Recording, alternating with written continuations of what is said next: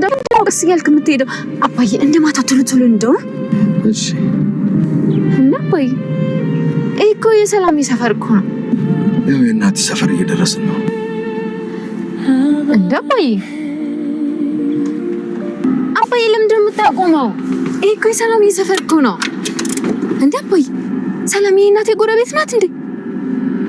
እኔ እኮ መጀመሪያም ጠርጥሬ ነበር። ሰላምዬን እኮ ጠይቂያት ነበር። እሷ ግን ካደች። ቆይ ላግኛት እንግዲህ እንኳን አባዬ አሁን እንሂድ በቃ። በዳጣ አሁን ወረጂ የእናቴ ሰፈር ደርሰናል። እንደ አባዬ እዚህ ነች እናቴ? እርግጠኛ ነኝ? የምርህን ነው?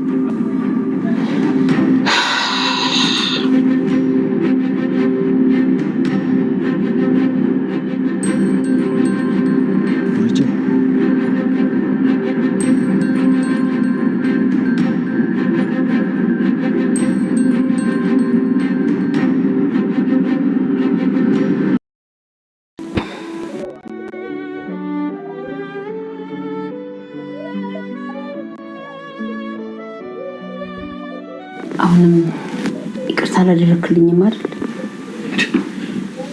ምን አጠፋሽ?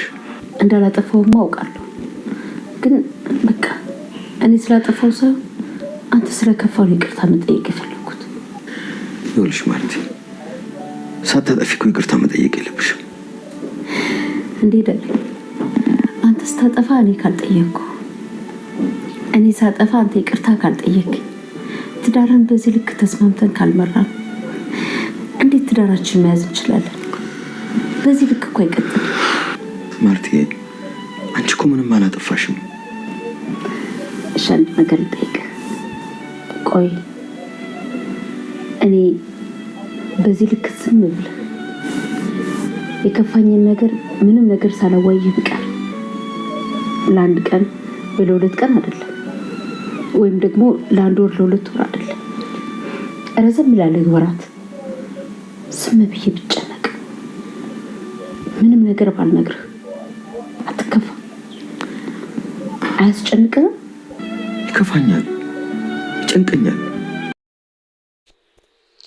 እኛ ግን ማለት ነው የምር ስልችት ነው ያለን። እንዴ ሁሌ አይነው ተከታታይ ድራማ ሁሌ ማጓጓት እንዳለበት እናውቃለን። ግን ደግሞ ሁሌ አንድ አይነት ጉጉት ደስ አይልም። እንዴ ሪያክሽኑን ቀይሩት፣ አንዳንዴ ቀይሩት። ሪያክሽን ሳይሆን ስታይሉን ቀይሩት። ሁሌ በአንድ ሰው ጉጉት እንዴ እሷም ትወቅ እናቷን፣ እኛም ደስ ይበለን። ምን እንደምትሆን እናቷን ስታይ ምን እንደሚስል ሊሰማስ እንደሚችል ብናውቅ ምን ችግር አለው እንዴ? እኔ አሁን የምር በዛሬው ቪዲዮ ግን የምናውቅ መስሎኝ ነበር እንዴ። ይኸው ከፓርት 1 እስከ ፓርት ምናምን 121 ድረስ ስንመለከት ዳጣ ነገ ታውቂያለሽ ከሁለት ወር ከ3 ወር ተባለች አመት አሳለፈች እና ደግሞ ዛሬ እንደዚህ ፏ ብላ ምናምን ሄዳ በቀደም ፓርት ላይ እንዳያችሁት እንግዲህ በክፍል 120 ልታቅ ከቤት ወጥታ ነበረ። ደረጀ ለምንድነው ስሜታዊ? አይ ነው ግን እረዳሃለሁ። የምትኖርበት ጭንቀት በጣም ከባድ ነው የምርፍ የጋይስ ኢማጂን ደረጀ እንዴት እንደሚኖር። ኧረ በስመ አብ ወልድ፣ በጣም ነው የሚያስጠላ። ሳይፈልግ ወሎ ሳይፈልግ ማለት ፈልጎ የሚሳሳት የለም፣ ግን ሳይፈልግ ወለደ፣ ተሳሳተ። በዛ በተሳሳተበት ቅጽበት ደግሞ በጣም ስህተቱ ደግሞ ሌላ ስህተት ወለደበት። እንግዲህ ያንን ደግሞ ለማን ይናገረው? እንዴት ብሎ ለሚስቱ አውጥቶ ይናገረው? በጣም ከባድ ነው ማለት እንዴት ይናገር? ቢናገር ልትሞትበት ሆነ፣ ዝም ቢል ደግሞ ክህደት ሆነበት እና በጣም ያስጠላ እና በባለፈው ክፍል እንግዲህ እንደምታያት ነበር እርግጠኛ የሆን ነው። በዛሬው ክፍል ያልፈናል ብለን ማንም ሰው የጠረጠረ የለም ነበረ። ግን ደግሞ እንግዲህ አልፎናል ዛሬም።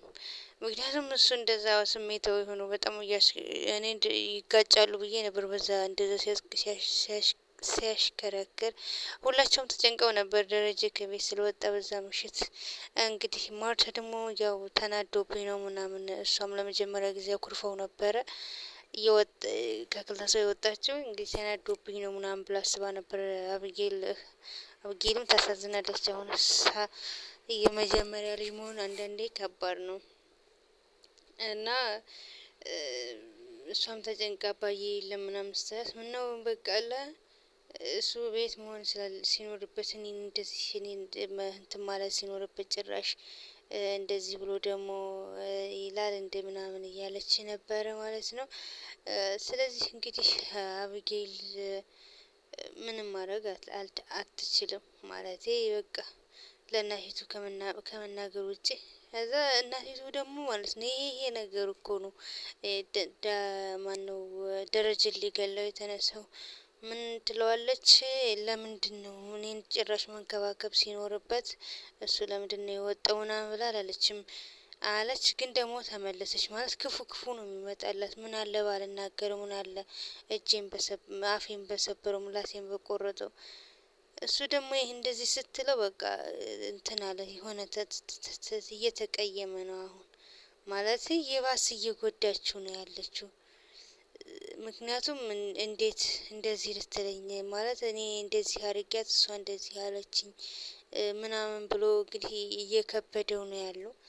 ብቻ ከባድ ነገር ውስጥ ላይ ነው ደረጀ። ምንም ማድረግ አይቻልም። አይዞህ በርታ። ተመልሶ ሲመጣ ራሱ ይብን ለመቆጣት ፍቃደኛ ያልሆነች ማለት ፈርታ ነበር። ይሄ ነው እሱ ፈርቶ ነበር። ግን ሲመጣ በጣም ይቅርታውን እንደዚህ ስላስቀየምኩ ነው እንደዚህ የሆንከው ምናምን እያለችው ነበረ ማለት ነው። አንቺ ምን አጥፍተሽ ነው ይቅርታ የምትይው እያለ እየጠየቃት ነበረ። ግን እሷ ያው በሰላም መምጣቱን ነው። ለምን ወዴት ሄድክ፣ ለምን ወጣ፣ ለምን ገባ ይህ ነው የእሷ ጭቅጭቅ የሚጨምርበት ደግሞ ጭንቅላቱ ጭራሽ ይፈነዳ ነበር። ግን ደግሞ ከጭቅጭቁም አልፎ ሰላም መስጠት በራሱ ሰላም እየነሳው ነው። ምክንያቱም ክደቱን የበለጠ በክደቱ የበለጠ እንዳመው እያደረገችው ነው።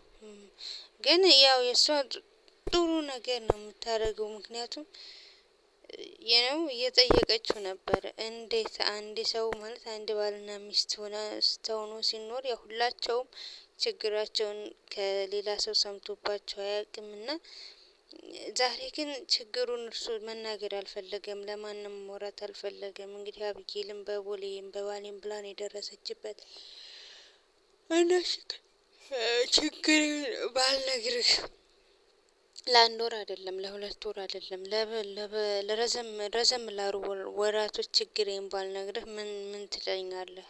አትበሳጭም? አያናድድህም? ምናምን ስትለው እንግዲህ እሱ ያናድደኛል ያበሳጨኛል አላት። እንግዲህ በማለት በቀጣይ ፓርት ምን ሊፈጠር እንደሚችል አላውቅም።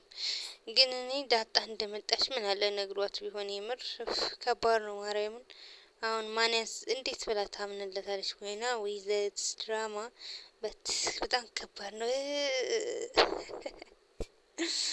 አይ እናቴ እና እንግዲህ በዛሬው ፓርቲ ያው እና አባትሽ ነገረሽ ምናምን ስትላት አብጌል እናትሽ ነገረሽ ስትላት አልነገረኝም በጣም ተናዶ ነበረ ከማየ ጋር ተጋጭተው ነው ለዛ ነው ምናምን ስትላት ያው አብጌልም እንግዲህ ነገ አስተዋውቅሻለሁ ብሎኛል ስትላት እናትሽ ለኔ ማታሳየኝም ወይ ምናምን ስትላት አሳይሻለሁ ችግር የለውም ከአባዬ ጋር ነገ ስትሄዱ አብረን ሄደን እናያታለን ስትላት ለምን ማየት ፈለግሽ? እማዬን ከማየ በልጣ አባዬን በመልክ ያማለለችውን ሴት ማየት እፈልጋለሁ ስትል አሁን ኤቢ ራሱ ብታያት ፌንት ነው የምትበለው ሰላም እንደሆነች። በስመ አብ ወወልድ ወመንፈስ ቅዱስ።